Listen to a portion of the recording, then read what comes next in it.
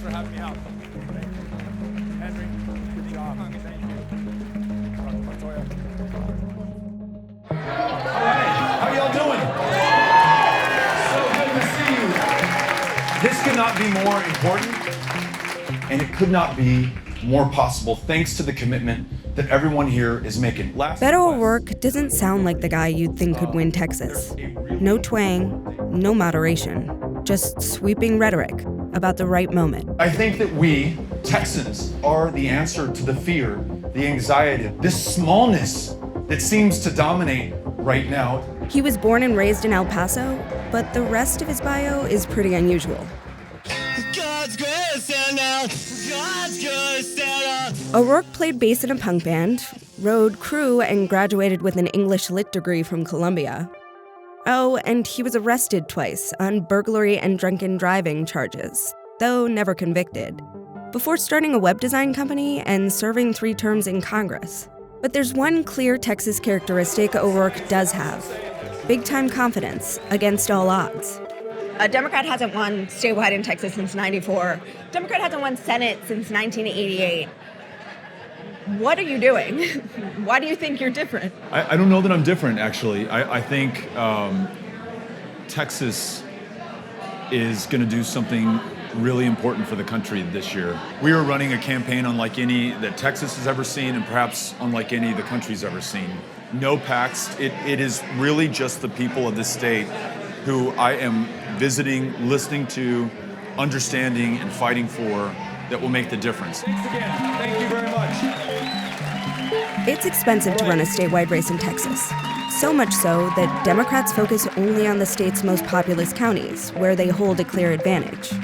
But even if a Democrat wins those soundly, they still lose the state, like in 2016. In Texas's 10 most populous counties, about 5 million voters went to the polls, and Hillary Clinton won more of them than Donald Trump.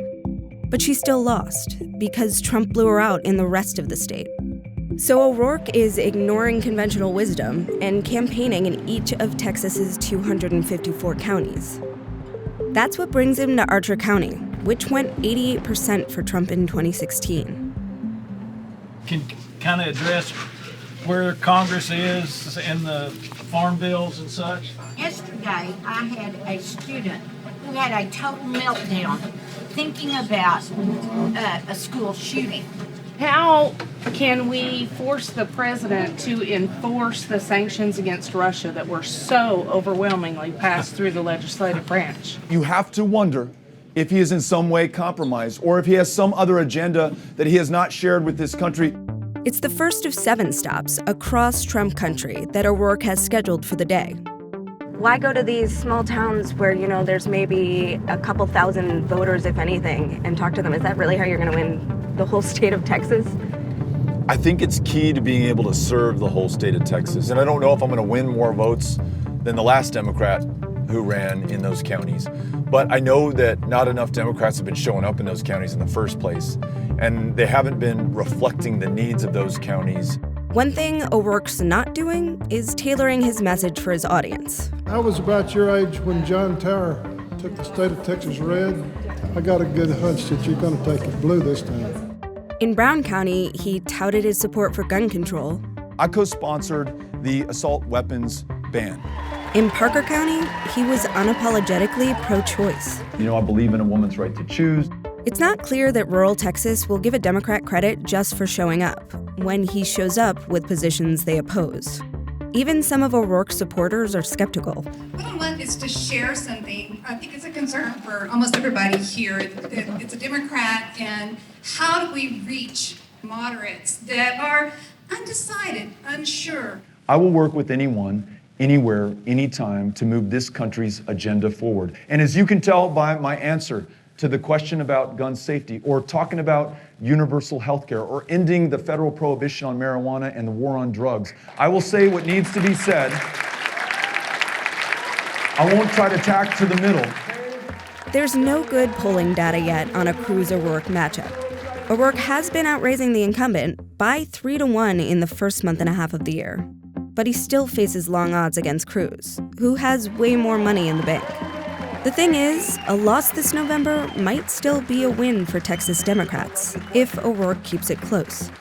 That could mean he's got the beginnings of a new playbook for taking back Texas next time. What happens if you go through all of this work and you don't win? Yeah, we've got to win. People are counting on us. I know you gotta win, but the odds are against you, and so if you don't, do you think you're sort of setting the table for bigger gains for Democrats in the future? I don't know. All I can focus on is Texas, and I'm confident that if we win this, I think it's going to change the way that campaigns are run in this country. If you lose, how much of a setback is that for Democrats? I gotta keep asking. Yeah, you can keep asking me. I don't know. I mean, I could care less, to be honest with you, about Democrats or about the Democratic Party or about parties at all. I'm just going to do my best, give it all I can, and that's all I can focus on. I'm going to respect the decision that Texas makes.